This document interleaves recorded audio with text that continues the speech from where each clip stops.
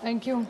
Madam, I speak here today on behalf of the NCPSP on electoral reforms. Sir, Madam, I would like to quote Shri G.V. Malvankar ji. A real democracy, one has to not merely look at the provision of the constitution, the rules and the regulations made for the conduct of the business in the legislature, but one has to foster the real democratic spirit in those who in the form of legislature. In this fundamental born in mind, it will be clear that the question would be decided by majorities in parliamentary government will not be possible if it is reduced to a mere counting of head or hands. If we merely go only by majority, we shall be fostering the seeds of fascism, violence and revolt. This is what Mr. Malvankar has said in this parliament. Madam, why are we debating this? ये चर्चा की ज़रूरत क्यों पड़ी? इसका कारण है कि इस देश में मैं बड़ी विनम्रता से कहना चाहती हूँ, लेकिन ये वास्तव है, भले ये माने या ना माने, कृष्णा जी को अच्छा नहीं लगेगा, लेकिन इस देश में अगर वो सारे पेपर और मैगजीन्स भी पढ़े, उन्होंने काफ़ी कोट किया आज, कि सबके मन में एक बात है कि इलेक्शन कमीशन फेयर नहीं है, ऐसी एक सोच समाज में आज है। और इसका कारण क्या है? इसके छोटे में विक्षेप में कराना चाहती कि ECI has allowed its political neutrality to become under serious question. This is my first point. Second, model code of conduct is enforced unevenly and inconsistently. The commission has failed to curb hate speeches. I will explain each point in very short later. The appointed process has been totally and politically titled. The election commission has not kept pace with digital manipulation, deepfakes and targeted propaganda. मैं भी उसकी victim हूँ, मैं बताऊंगी उसके बारे में. Political parties routinely bypass expenditure limits and ECI looks away, unfortunately. Electoral roll errors continue disproportionately affecting urban poor, migrants and marginalized groups. VVPAT verification remains too small and opaque. Transfer of orders of officers during elections appear politically motivated, and above all, the Election Commission has not defended its own institution dignity with firmness even once, which is so unfortunate. And will the Commission protect democracy in this country, or will democracy has to protect itself, is the question I want to ask the Election Commission. Unfortunately, because I do appreciate Rajiv Ranjanji's point that Election Commission should have been an independent authority. It's not an arm of the government. But today, unfortunately, every attack, every criticism that comes, it looks like the impression their behaviors create that they are a part of the government, which is a very unfortunate thing. It's not healthy for any democracy in the world. It's really a shame. I'll give you a small example. Madam, इस सब के उदाहरण मैं एक ही election में बताऊंगी आपको. Election fair होना चाहिए, सबकी बात है. What is B.R. Ambedkar ji said? बाबा साहब ने कहा है, I didn't give a weapon to my people, I gave a right to vote instead. Now it is in their hands whether to live like a legend by fighting or becoming a slave by selling it. This is B.R. Ambedkar जी का coat है sir. और तब उन्होंने कहा था, उनको पता भी नहीं था इस देश ऐसे आगे बढ़ेगा. हमारे यहाँ मैडम पंचायत की इलेक्शन हुई है, यहाँ मस्के जी भी बैठे हैं, आप वेरीफाई कर सकते हैं. जो जो मैं आरोप नहीं कर रही हूँ, मैं वास्तव कह रही हूँ, पूरी चीज़ मैं ऑथेंटिकेट कर सकती हूँ. मैंने लाया है सब कागज मेरे साथ. क्या हुआ?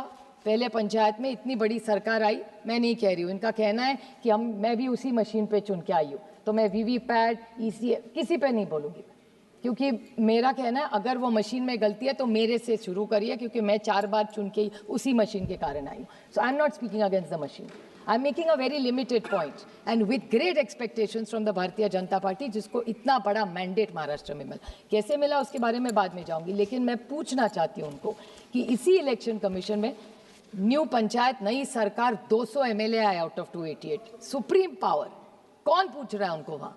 सब तो इन्हीं के सत्ता है, LOP भी नहीं है वहाँ. इतनी उनको भरोसा महाराष्ट्र की जनता दिया नहीं दिया, कैसे वो तो अलग, वो आज चर्चा की बात नहीं है. लेकिन मानिए कि पूरा फेयर हुआ इलेक्शन, 200 MLA आ गए. उसके बाद जो पंचायत का इलेक्शन हुआ, पहली बार महाराष्ट्र के इतिहास में ऐसे हुआ है कि पहले फॉर्म में गड़बड़, उसके बाद विड्रॉल में गड़बड़, उसके बाद आरक्षण में गड़बड़, उसके बाद कैश मैंने नहीं पकड़ा. यहाँ जो बैठी हुई है, उनके जो मित्र पक्ष है, उनके ही एक MLA ने, उनके ही MLA, बीजेपी के एक MLA के साथ वो उन्होंने आरोप किया। और शिवसेना जो मस्के जी उसके पार्ट है, उनके एक एमएलए ने घर में गए, किसके? भारतीय जनता पार्टी के।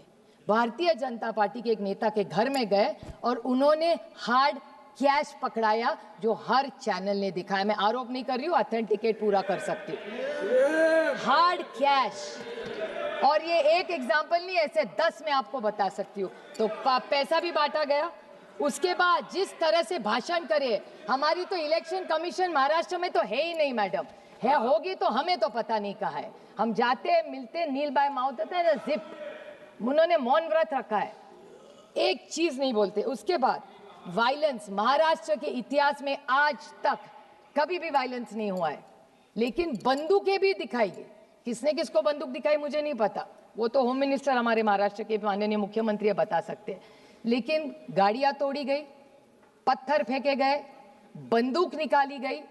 ये कौन सा राज्य है? ये है ट्रांसपेरेंट इलेक्शन। और उसके बाद ईवीएम के लॉक भी तोड़े गए, और ये सारा टीवी पे दिखाया। मैं आरोप नहीं कर रही हूँ, यहाँ मस्के जी भी बैठे, श्रीकांत शिंदे जी भी बैठे, उसी सरकार के पार्ट है।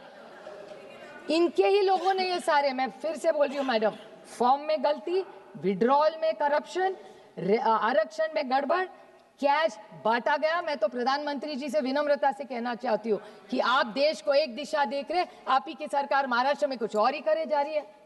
नोटबंदी का मैडम आपको याद होगा, इसी हाउस में हमने नोटबंदी पास की। प्रधानमंत्री की क्या इच्छा थी कि इस देश से काला धन निकाल देंगे, पूरा जो भी होगा कैशलेस इंडिया हो जाएगा। अभी तक सरकार, मुझे अभी तक तो पता नहीं, मेरे दोस्त है शिव कुमार उदासी अभी हाउस में नहीं है, लेकिन उन्होंने सवाल किया था, तब मुझे चैलेंज किया था कि नोटबंदी में पैसा कितना गिनते, आज तक किसी को देश में पता नहीं कितना कैश आया इस देश में। तो ये कैश इनके पास, आपके पास नहीं है, हमारे किसी के पास कैश नहीं, बीजेपी के पास कैश मिला। और छोटा नहीं, बैग में नहीं मैडम, सूटकेसेस में मिला है, उसके वीडियो आए हैं। इसकी इंक्वायरी कब लगाएंगे? मैं मांग करती हूँ इस सरकार को कि ईडी और सीबीआई की इंक्वायरी हो और जांच हो, ये कैश कहाँ से आती है। अगर ये कैश सरकार छाप नहीं रही है, डिजिटल इंडिया हो रहा है, तो इतना सारा कैश महाराष्ट्र में कैसे पकड़ा जाता है? कि ये खोटी झूठ वाली नोट है कि कौन सी नोट है कि नेपाल से है, ये पता नहीं है। इसकी तो इंक्वायरी होनी चाहिए। This is a issue of not national, international. This is a big racket going on. और सिर्फ आरोप मैं नहीं कर रही हूँ, ये भी बैठे हैं यहाँ, इनको पूछ लीजिए आप, आपके मित्र पक्ष है, उन्होंने पकड़ा है। मैं तो उनको, राणे साहब शायद नहीं है, राणे साहब का बेटा नीलेश राणे हमारे साथ सांसद रहे, मैं ऑन रिकॉर्ड, भले वो शिवसेना में हो आज, लेकिन मैं उनका बहुत, उन्होंने जो किया उसका स्वागत करती हूँ। ये देशभक्ति का उदाहरण है, तो ये उदाहरण है देशभक्ति का नीलेश जी। वो भी सत्ता पक्ष में हो, फिर भी देश के लिए कैश पकड़ा गया। और इतना भी नहीं किया, वहां टीवी लेके गए, पूरे देश को दिखाया कि देखो बीजेपी क्या कर रही है। मैं नहीं कह रही हूँ, वो कह रहे, मैं तो सिर्फ कोट कर रही हूँ, मैं नहीं आरोप किसी पे कर रही हूँ, मैं सिर्फ कोट कर रही हूँ। मैं सिर्फ पूछना चाहती हूँ कि बड़े लोगों ने कहा की बारामतीचं बोला ना तुम्ही माझ्यानंतर, झाला असेल तर माझ्या इलेक्शनमध्ये ना आमच्याकडे पैसेच नाही, आम्ही कुठून वाटणार। बट मैं पूछना चाहती हूँ कि बहुत सारे लोगों ने कहा कि जो इस इलेक्शन कमीशन का कॉम्पोजिशन होना चाहिए, उस पर मैं बोलना चाहती हूँ कि बात सही है कि 70 साल में, कृष्णा जी की आभारी हो कि 70 साल में कुछ नहीं हुआ, उन्होंने आज पूरा साफ कर दिया कि 70 साल में सबका कंट्रीब्यूट। मैं भी कहती हूँ 10 साल में इसी भी सरकार ने कुछ ना कुछ अच्छा किया है। मैं कभी नहीं कहूँगी 10 साल में आपने क्या किया। सिर्फ गलतियां निकालने के लिए हम नहीं है, इलेक्शन रिफॉर्म्स के लिए हम सब सोचेंगे और देश के हित के लिए, अगली पीढ़ी के लिए कुछ अच्छा करेंगे हम। इसी के लिए तो यहाँ चुन के आते हैं, एक दूसरे के लिए सिर्फ टिप्पणी करने के लिए नहीं आते हम यहाँ, ये क्रिटिसिज्म के लिए नहीं आते। लेकिन अगर पारदर्शिता से जो भी इलेक्शन कमीशन हो वो फेयर हो, जस्ट है, इतनी हमारी मांग है। सर हम पे भी बहुत सारे आरोप होते हैं कि हम परिवारवाद, मैं तो हूँ परिवारवाद और मुझे अभिमान है कि मैं परिवारवाद हूँ। जिस माँ बाप ने मुझे पैदा किया उसके लिए मैं तो बहुत भाग्यवान समझती हूँ खुद को, और मुझे कुछ गलत नहीं लगता क्योंकि लोगों से चुन के आते हैं हम कॉपी करके पास नहीं। 4 बार लोकसभा में बहुत सारे हम परिवारवाद यहाँ है, लेकिन उससे भी ज़्यादा परिवार अभी उस साइड है। मैं उसके लिए नहीं बोलने वाली, मुझे डर किस बात का। और मेघवाल जी इस बारे में आपने सोचना चाहिए क्योंकि मैटर सीरियस है, आपका कुछ लेना देना नहीं है, लेकिन जिस राज्य में आपकी सरकार है, 2-3 very important points, I am not criticising, I am giving very honest feedback. Madam आप सोचिए, लोकल बॉडी का इलेक्शन हुआ, लोकल बॉडी के इलेक्शन में आप सब चाहते हैं ट्रांसपेरेंट और फेयर इलेक्शन हो, मैं आपको 20 नाम नहीं पढ़ूंगी, 3 पढ़ूंगी, बाकी के टेबल करूंगी आप अगर आप परमिशन दे तो। लेकिन यहाँ हमारे यहाँ इलेक्शन हुआ ही नहीं और यहाँ पूरा चुन के कौन आए, this is very interesting madam. यहाँ जो चुन के आए वो सारे परिवारवाद वाले। अब देखिए, आप सोचिए, अब बिना इलेक्शन मोदी जी सबसे विश्व गुरु, सबसे पॉपुलर है इस दुनिया में प्राइम मिनिस्टर, उनके खिलाफ भी कोई ना कोई भले हारे पर लड़ता तो है ना। एक लोकतंत्र में सशक्त लोकतंत्र होगा, कितने भी आप अच्छे, एक तो विरोधक होना चाहिए ना।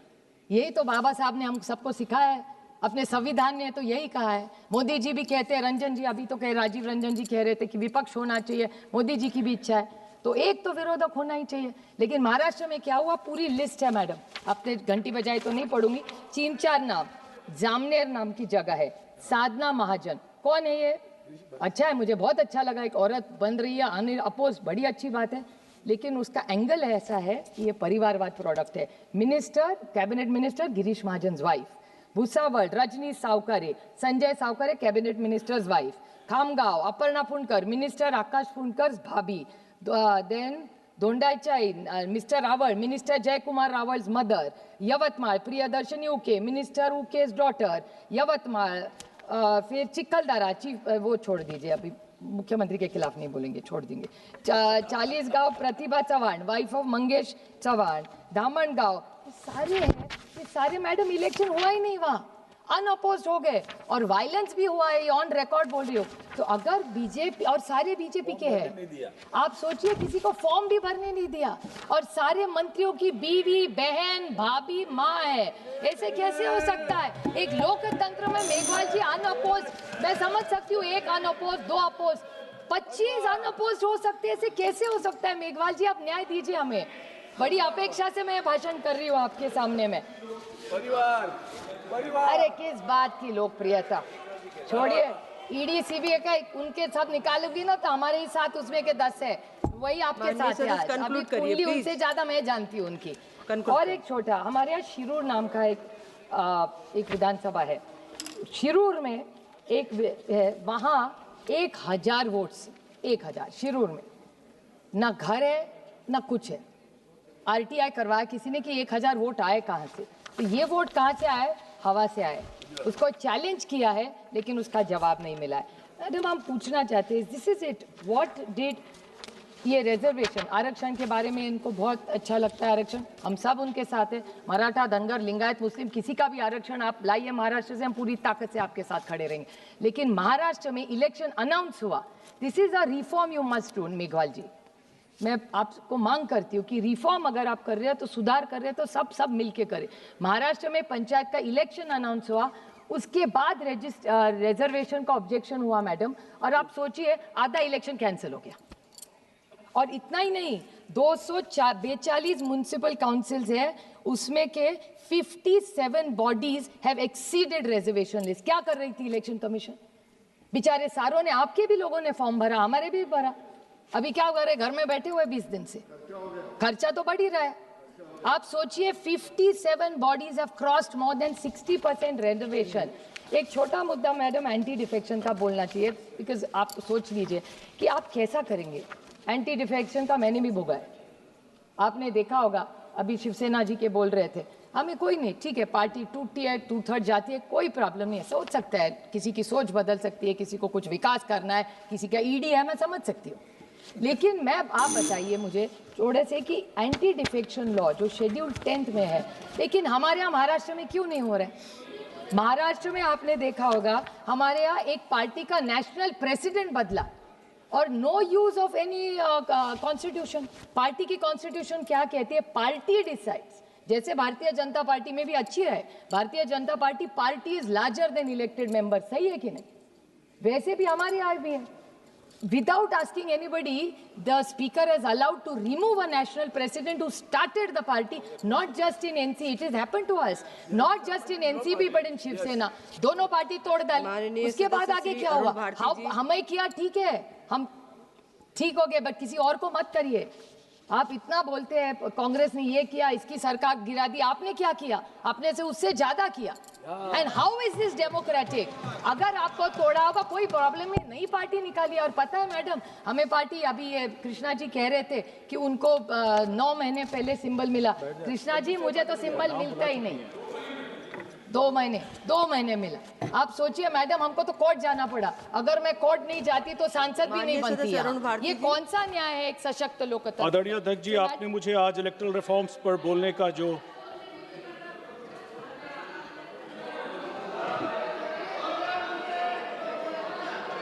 थे, देखिए हम भी सरकार में बहुत साल रहे।